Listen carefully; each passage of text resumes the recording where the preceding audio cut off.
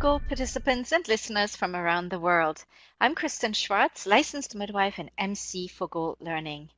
And here in our podcast series at Gold, we love to connect with experts in the field of maternal child health from around the world. And we invite them to sit down with us and talk about their journey and have them share insights and information with us. And today with me is Dr. Jodi Pawluski. Welcome, Jodi. Thank you for having me. It's a pleasure to be here. It is wonderful having you, and thank you for your time. You will be part of the Gold Perinatal Online Conference of 2019, isn't that correct? That is correct. It is a pleasure having you, and I like that we have that opportunity to chat beforehand a little bit and get to know you. So before we start off talking about the actual presentation you will be having here at Gold, tell us a little bit about yourself. Where in the world are you? We have an international audience. It's always fun to know where our speakers are coming from too. And then we go a little bit into what you're working on and what your background is. Okay, perfect. I'm actually located in France, but you can tell probably from my accent that I am not a native French speaker. And I'm in fact Canadian from the west coast of Canada and have been living in France now for about 5 years. And I've also had the fortunate experience of working in the United States as well as the Netherlands in the area of perinatal mental health and the animal models of mental health research. Wonderful. And let me ask you this. So you have worked in several, different locations in the world, in the United States, Canada, France, and the Netherlands. If you look at the research when you're talking about postpartum or peripartum mental illness and the research is done, do you see big differences, what's going on from country to country, or is this a universal issue that we see here? I think it's definitely a universal issue, peripartum mental illness, but from country to country, I definitely think there are differences in the amount of time is allotted in terms of research or resources for research and money allotted to research in the area, as well as policies in terms of health care and opportunities for women and men who are suffering from mental illness during pregnancy and the postpartum period. So there definitely are differences from country to country on many levels when talking about perinatal mental health. Mm, that's interesting. So tell us a little bit about your research. So my research over the past decade or so has really been investigating the transition to parenthood or mothering and how it affects the maternal brain and behavior, primarily using rodent models and also trying to understand how stress as well as antidepressant medication use during pregnancy affects both the mother and the developing offspring. As you probably know, there's many questions with regards to how medication use during pregnancy can affect mother and offspring, and I think we spend a lot more time looking at how medication use in pregnancy affects offspring than the parents. And so I've been delving into both these issues using animal models where we can do a little bit more invasive work to get at the long-term effects of these exposures to stress or medication, antidepressant medication such as Prozac on male and female offspring, but also getting perhaps a better understanding of how these medications can help moms and whether they do or don't, or when they do and when they don't, because I think it's really important that effective treatment for peripartum mental illness is provided, whether that's psychotherapy or medication, but the key is that it's effective. Absolutely, and it's wonderful that you're doing that. Research is conducted on that, and it's so vital. It is so important because the more information we have there, we can, as healthcare professionals, provide that information back to our clients and our families that we are serving, but also for the families. You brought up medication there. That leads me to a question. I see that again and again in many practices that women who are on medications such as Prozac, when they find out they're pregnant, they get scared and then without even consulting the healthcare provider, stop possibly taking the medication. Or they have lots of questions. They're very worried then, So it is important that the more information we have, the better we can help our clients. Definitely. And I think one thing we also need to really remember is that becoming a new parent is a big deal for parents. And even though we're Yeah. concerned about stress and mental illness and medication use on the child and infant, Right. we actually need to spend a lot more time figuring out how and why mental illness is occurring in the parents and how medications or other treatments can best provide care for parents. Because I always think if we can ultimately prevent mental illness in the transition to parenting, then we don't have to worry about the offspring. But of Right. course, it's an important dyadic relationship, and we can't forget the importance of understanding the changes in the parental brain and behavior as well.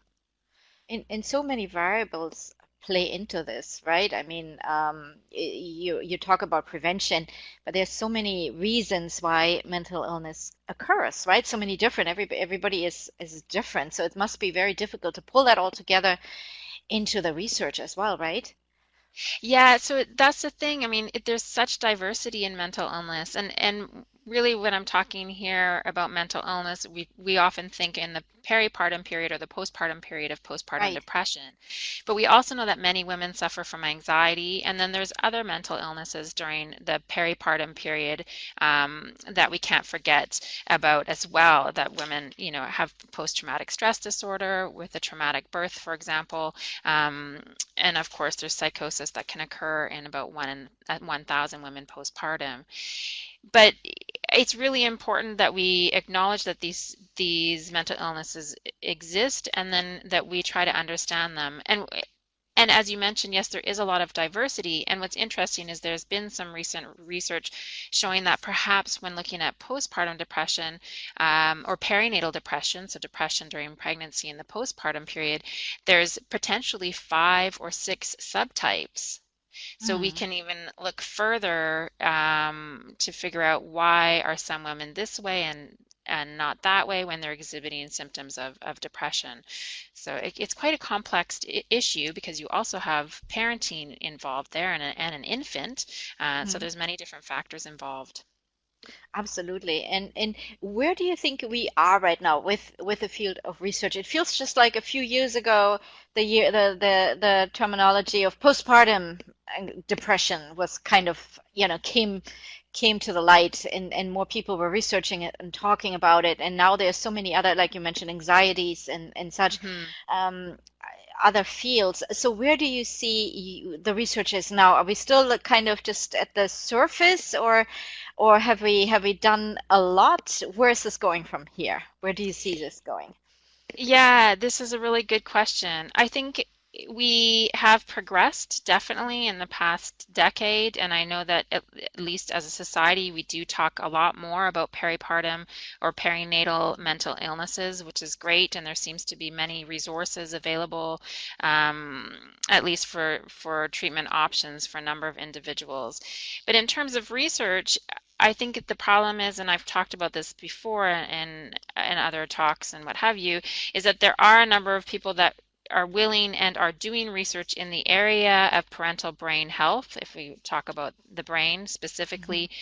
But unfortunately, there's not as much funding going to that as you would get in term if you're looking at offspring outcomes, for example. At least that's the feeling. And often, I've heard of researchers apply for funding to study just maternal behavior and brain. And in fact, the question they got back was, what about the offspring? So I Hmm. think we have to remember that we can and we need to just study the parent, Right. like we just study the offspring, but also even better yet is we need to look at the parent-infant dyad. And I think Right. there's some exciting areas of research, at least in neurobiology, that we're going to see in the next few years, where there's going to be some investigation into the neuroconnectivity between the infant's brain activity and the parent's brain activity. Well, thank you for sharing that. That sounds really exciting and interesting, and hopefully we find out more in the future, and and learn more about Definitely. that as well, right? Now let's talk about your presentation. That presentation is titled Parental Brain Plasticity Implications for Peripartum Mental Illness. And when I look at the title, I feel like this word, this brain plasticity has come recently, has kind of it has popped to the surface more. Maybe it's just me. I feel like I'm reading more about it. I see that more. A word that, maybe a couple of years back we haven't heard before. So tell us about what that is, if it's really a new area there, first of all, and then dive a little bit into the presentation itself. Yeah, so I think you're right. In the past few years, there's been a lot more discussion about brain plasticity with regards to parenting or the transition to motherhood. And I think this is a great to see this discussion these days and more talk about understanding parental brain health and what have you.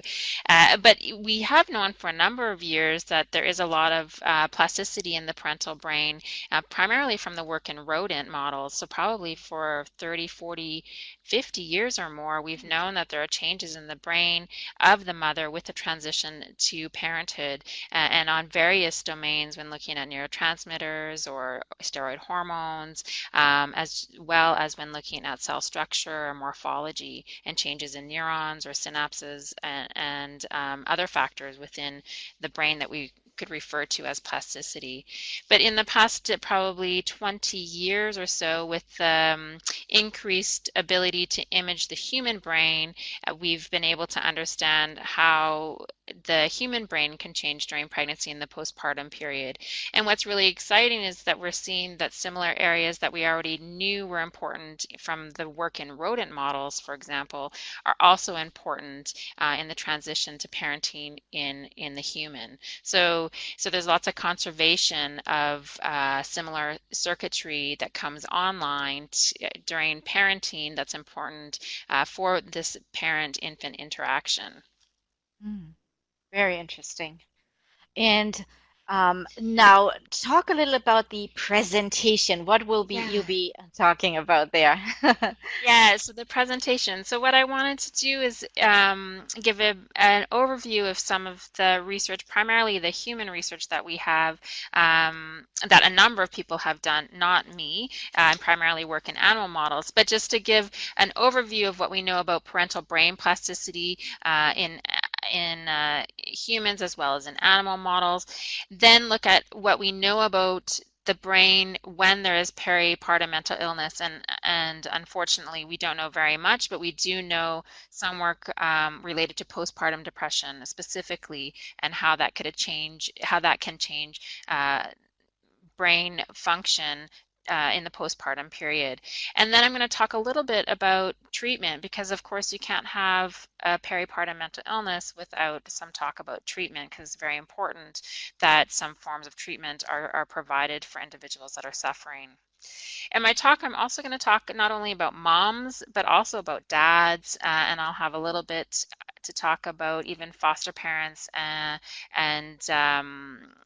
other families, and the effects that we know of brains of non-biological parents. Although there's, again, more questions perhaps than answers.